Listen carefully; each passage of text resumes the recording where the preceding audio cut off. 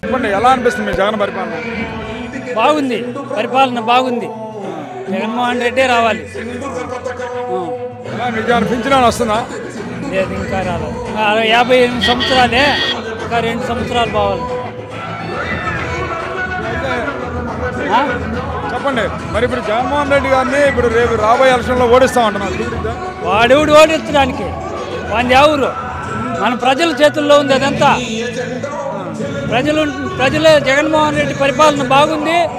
అన్నీ మంచి నవరత్నాలు పెట్టినాడు, మంచి పథకాలు పెట్టినాడు, రైతులకు మంచి జరుగుతూ ఉంది, వర్షాలు బాగుపడుతూ ఉన్నాయి. జగన్మోహన్ రెడ్డే కావాలని మేము కోరుకుంటూ పవన్ కళ్యాణ్ ఓడిస్తానన్నాడు కదా జగన్. ఎవడు ఓడించడానికి? ఆయన ముందు ఒక సీటు కూడా వెళ్ళదు. ఆయన ఏంది ఓడించేది? సినిమాల్లో ఉండేవాడికి అవసరమా అవన్నీ? ఇప్పుడు జగన్ కంటే ఎక్కువ పథకాలు ఇస్తున్నాం, ఒకసారి చూడండి అన్నాడు చంద్రబాబు నాయుడు. జగన్ కంటే ఎక్కువ పథకాలు ఇస్తాను, ఒకసారి చూడండి. అవంతా డూప్లికేట్. 2014లో చంద్రబాబు నాయుడు అట్లే చెప్పింది. ఏమి ఒకటి కూడా లేదు. 600 హామీలు ఇచ్చి ఒక హామీ కూడా నెరవేర్చలేదు.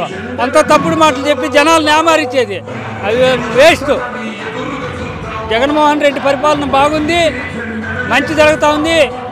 ఆయనకే ఓట్లేసి ఆయన్ని గెలిపించాలి. రేపు ఫ్రీ బస్సులు, గ్యాస్ బండ్లు అన్నాడు చంద్రబాబు నాయుడు. అవంతా తప్పు, వేస్ట్. 2014లో అంతా చెప్పి ఒకటి కూడా నెరవేర్చలేదు. అవంతా తప్పుడు హామీలు. ఆయన రాలేడు. జగన్మోహన్ రెడ్డి కావాలి. మంచి పరిపాలన బాగుంది.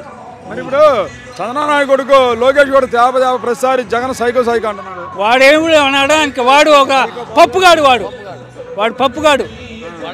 వాడంతా వాడు మంచివాడు ఉంటే మంచి నోట్లో మంచి మాటలు వస్తాయి. వాడు దుష్టుడు కాబట్టి దుష్టుడి నోట్లో దుష్టుల మాటలు వస్తాయి. అంతే. జగన్ గెలుస్తా ఈసారి ఏమనగా 99%.